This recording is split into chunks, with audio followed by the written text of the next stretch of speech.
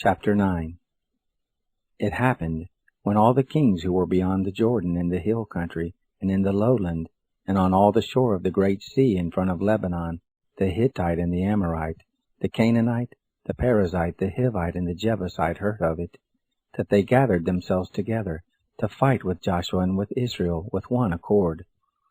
But when the inhabitants of Gibeon heard what Joshua had done to Jericho and to Ai, they also resorted to a ruse, and went and made as if they had been ambassadors, and took old sacks on their donkeys, and wineskins, old and torn and bound up, and old and patched shoes on their feet, and old garments on them, and all the bread of their provision was dry and was become moldy.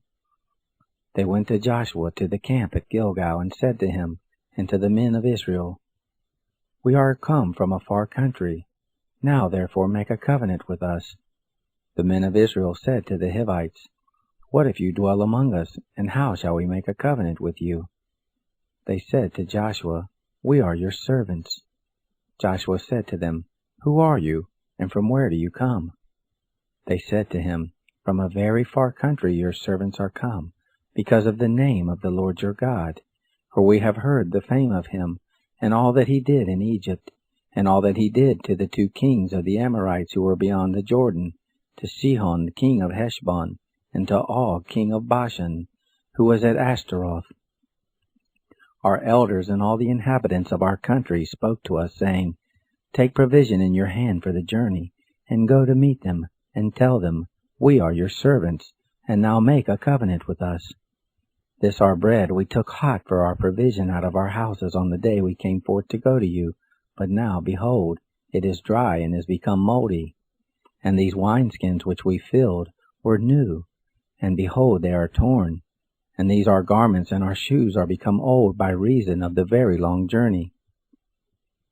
The men took of their provision, and didn't ask counsel at the mouth of the Lord. Joshua made peace with them, and made a covenant with them to let them live. And the princes of the congregation swore to them. It happened at the end of 3 days after they had made a covenant with them, that they heard that they were their neighbors, and that they lived among them. The children of Israel traveled and came to their cities on the 3rd day. Now their cities were Gibeon, and Shepherah, and Beeroth, and Kiriath Jearim.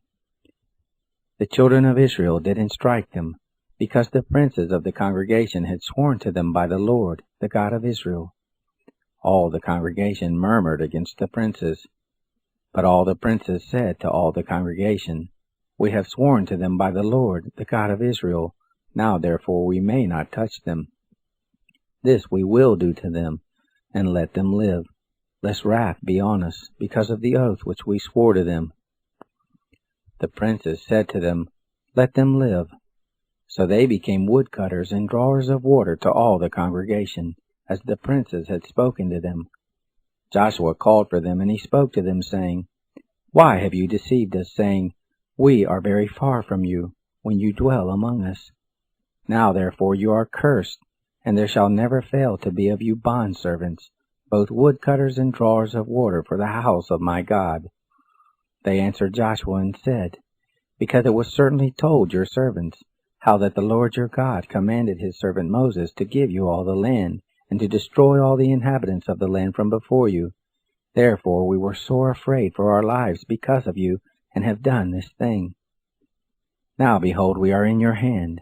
As it seems good and right to you, do to us. So did he to them, and delivered them out of the hand of the children of Israel, that they didn't kill them.